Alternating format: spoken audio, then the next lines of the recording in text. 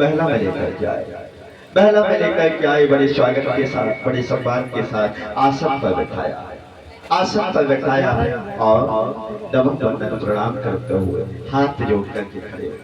हाथ जोड़ करके महाराज दशरथ खड़े हो गए। ऋषिवर, मैं बड़ा सौभाग्यशाली, मैं बड़ा सौभाग्यशाली हूँ कि आप जैसे महान तपस्वी संत के, महान तपस्वी ऋषि के चरण मेरे महल में पड़े। मेरी भूमि पवित्र हो गई, मेरा महल पवित्र हो गया। लेकिन ऋषिवर, एक बात बताओ, एक बात समझ नहीं आई मुझको। एक तो खुशी हो रही है एक तरफ कि आप जैसे तपस्वी संत के चरण मेरे महल में पड़े, मेरा महल पवित्र हो गया, लेकिन दूसरी चिंता भी हो रही है। दूसरा दुख मुझको ये हो रहा है कि आप जैसे तपस्वी संत, आप जैसे महान संत ने आखिर इतनी दूर पैदल चलकर के आने का कष्ट क्यों उठाया? यदि आपको अपने दूत की, अपने सेवक की कोई आवश्यकता थी तो आप सूचना भेज देते। आपका ये सेवक आपकी सेवा के लिए, आपके आदेश के पालन के लिए तुरंत दौड़ा चला, तुरंत आपके पास आ जाता ऋषिवर। लेकिन आपने आखिर इतनी दूर पैदल चलने का कष्ट क्यों उठाया? कारण क्या है ऋषिवर, आप बताइए। तब ऋषि विश्वामित्र महाराज दशरथ से बोले, महाराज आप नहीं जानते, आप नहीं जानते कि मैं कुछ विशेष काम के लिए आया हूं।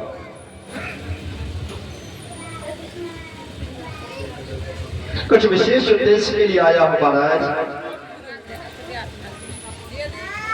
सुनो महाराज, मैं क्यों आया हूं? क्या कहते हैं ऋषि विश्वामित्र महाराज दशरथ से?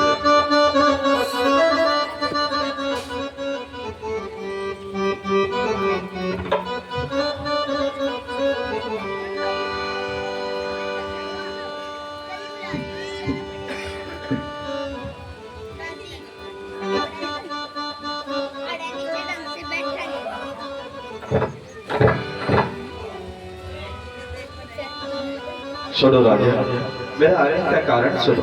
मैं आपके महल में क्यों आया, क्यों अचानक आया, क्या कहते हैं श्री विष्णु? बोले राजा ने अरण्यवासी, बोले राजा ने अरण्यवासी, किन किन कर किसे जा रहे हैं, किन किन कर किसे जा रहे हैं। पावन निशाचरों के मारे तपस्वी जन्म से जा रहे हैं।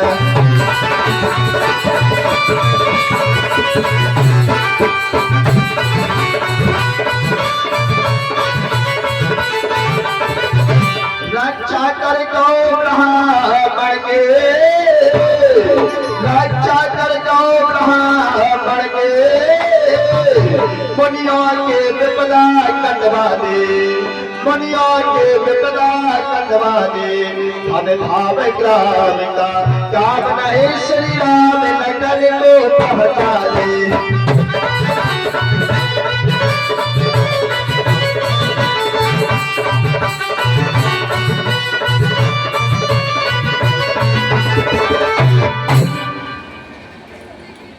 महाराज अश्वत्थ का बोलबाला हो गया है।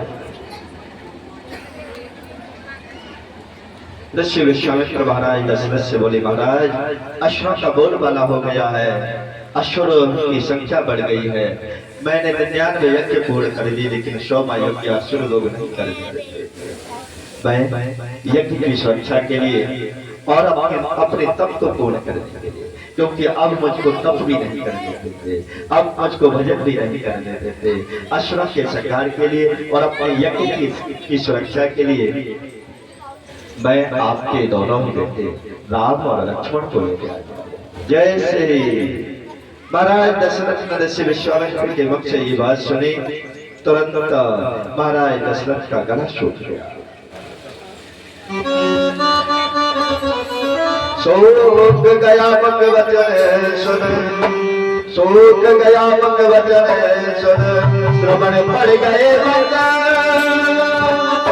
एक घड़ी को जबत के हुई बोल जीवन। एक घड़ी को तो महाराज दशरथ की बोलती बंद हो गई, आंखों में आंसू आ गए। समझ नहीं आ रहा कि मैं कहूं तो कहूं क्या, क्यों? क्योंकि महलों में कौन बैठे हैं?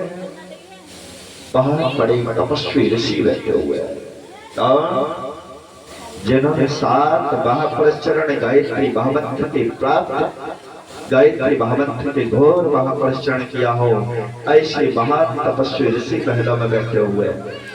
मना करता हूं तो डर लग रहा है, मना करने में डर लग रहा है कहीं नाराज ना हो जावे, और हार करने का दिल गवाही नहीं देता, क्योंकि अभी तो राम और लक्ष्मण बहुत छोटे हैं, अभी तो राम और लक्ष्मण बहुत छोटे हैं, अभी तो अस्त्र शस्त्र चलाने भी नहीं आते।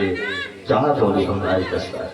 हाथ जोड़ करके घुटनों के बल बैठ जाते हैं और बोले महाराज सुनो ऋषिवर, विलगाने से विलगाने से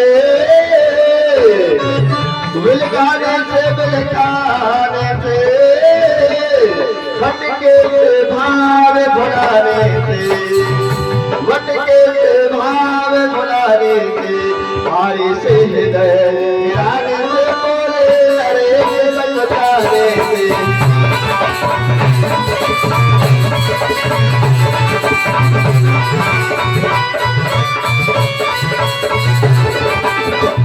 हे महाराज चौथे पग में, हे महाराज चौथे पग में, यहाँ छाछे पोजे पाए हैं, यहाँ छाछे पोजे पाए हैं। आशीष आप लोगों का है पुरखा के पुण्य कमाए हैं।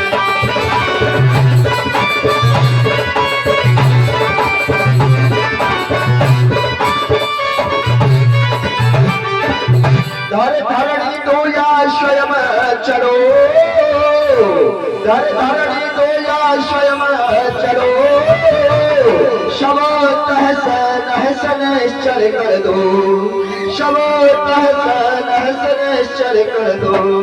पर राम लखन को देव में आप ही कहे क्या पौधर दो।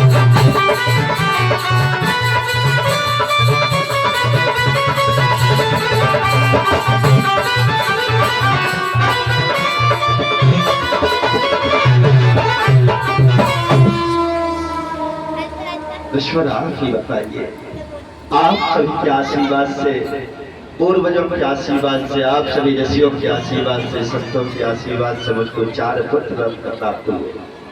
अभी बहुत छोटे हैं तो चारों ही बच्चे, और आप कहते हो कि साथ ले जाने की इतने बड़ी असुरों से